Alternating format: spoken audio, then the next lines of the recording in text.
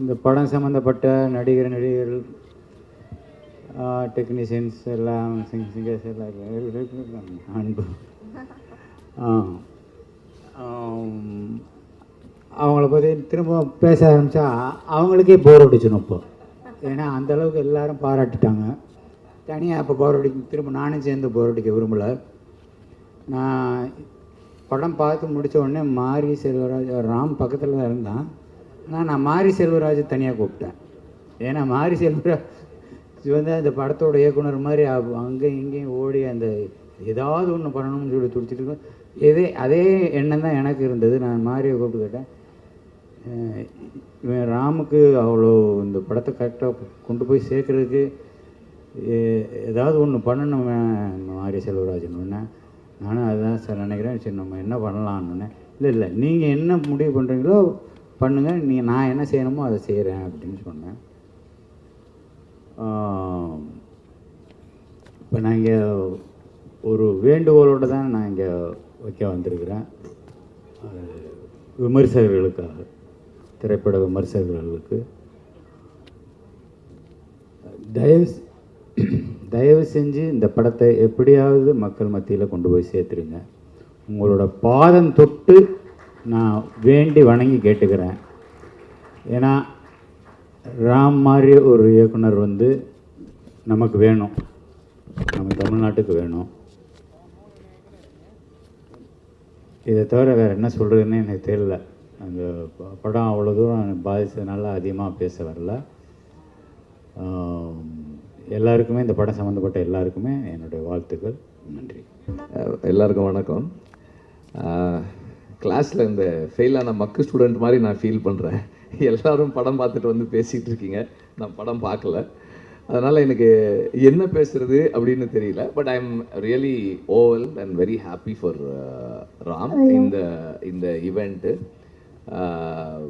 ரொம்ப சந்தோஷமாக இருக்குது. பிகாஸ் ராம் வந்து கான்ஸ்டண்ட்டாக ஒர்க் பண்ணிகிட்டே தான் இருக்காரு, படங்கள் பண்ணிகிட்டே தான் இருக்குது. ரிலீஸ் டிலே ஆகிட்டு போயிடுச்சு. அதுதான் அதனுடைய இந்த ஒரு சின்ன கேப்புக்கான ரீசன். அண்ட் ராம் எப்போவுமே வந்து கன்ஸ்ட்ரக்டிவாக ஒர்க் பண்ணிக்கிட்டே இருக்கிறாரு. ராமை பற்றி சொல்லணுன்னா I would like to start with his writing. Is a very original writer. நீங்கள் வந்து ஒரு conventional script format, screen play format, ஒரு act 1, act 2, act 3, what ever, ஒரு ஒரு ஒரு ஒரு ப்ரொட்டாகனிஸ்ட் அல்லது ஒரு ஹீரோ இப்படி இருக்கணும், இந்த கேரக்டர் இப்படி இருக்கணும், ஒரு you need an antagonist to finish a film, அப்படி வெவ்வேறு விஷயங்கள் நம்ம யோசித்து எல்லாரும் வந்து ஒரு மாதிரி க்யூரேட் பண்ணுறோம். ரைட்டிங்கை வந்து you cook it saying that ஒரு ஸ்ட்ரக்சர் வேணும் அப்படின்னு சொல்கிறோம் இல்லையா, அதுக்கு வெளியே ஒரு ஃபார்மை க்ரியேட் பண்ணுறது தான் ராமோட writing. That is very very special and very unique. This is something அது நம்ம வேறு யாராலையுமே அது பண்ணவே முடியறதில்லை. நம்ம ட்ரை பண்ணாலும் நமக்கு வராது. ஒரு செட் பேட்டர்னுக்குள்ளே போகிறோம். அவர் ஒவ்வொரு படமும் ஒவ்வொரு ஸ்டைலில் பண்ணிகிட்டே இருக்கார். இந்த படம் வந்து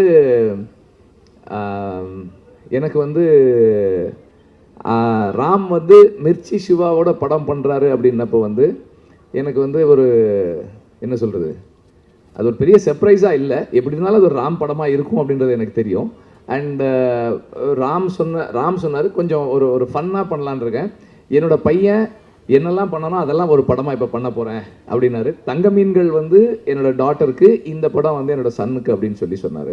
so I knew that it's going to be a fun. அவருமே அதான் சொன்னார், ஒரு ஃபன் ஜேர்னி அப்படின்னாரு.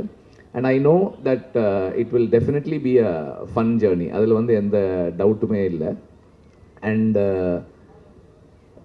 Ram is a great teacher. இதெல்லாம் என்னென்னா நான் ராம் பற்றி என்னுடைய இது சொல்கிறேன். இந்த படத்தோட சம்மந்தமானது இல்லை, but about Ram. This is a stage for Ram.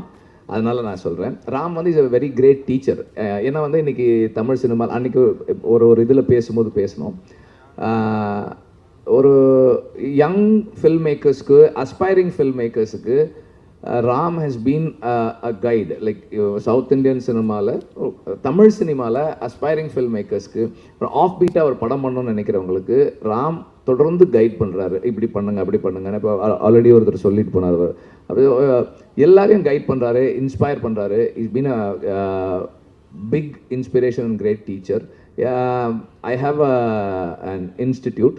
அதில் வந்து ஸ்டூடெண்ட்ஸ் கிட்ட வந்து அந்த கொஸ்டினர் ஃபில் பண்ணி கொடுக்க சொல்கிறோம். அதில் அந்த ஒரு பேப்பர் வந்து கிரியேட்டிவ் பேப்பர். அந்த கிரியேட்டிவ் பேப்பரில் இருக்க கொஸ்டின், உங்களுக்கு பிடிச்ச டைரக்டர் தமிழ் சினிமாவில் யார் அப்படின்னா 50%லேருந்து 60% வரைக்கும் ராம் தான் சொல்கிறாங்க. So he is an inspiration for a generation of aspiring film makers. So அந்த அளவுக்கு அவருடைய படங்கள் தாக்கத்தை ஏற்படுத்தி இருக்கு. இந்த படமும் அதுபோல் ஒரு தாக்கத்தை ஏற்படுத்தும் நான் நம்புகிறேன். நன்றி. அண்ட் இந்த ஃபோட்டோகிராஃபுக்கு இந்த ஈவெண்ட்டுக்கு நன்றி, மாரிக்கும் நன்றி. ஏன்னா வந்து பாலுமகேந்திர சாருடைய அசிஸ்டன்ஸு நாங்கள் பொதுவாக அப்படி ஒன்றா சேர்றதுக்கான சந்தர்ப்பங்கள் இப்போ ரொம்ப குறைஞ்சிருச்சு சார் இல்லாத நேரத்தில்.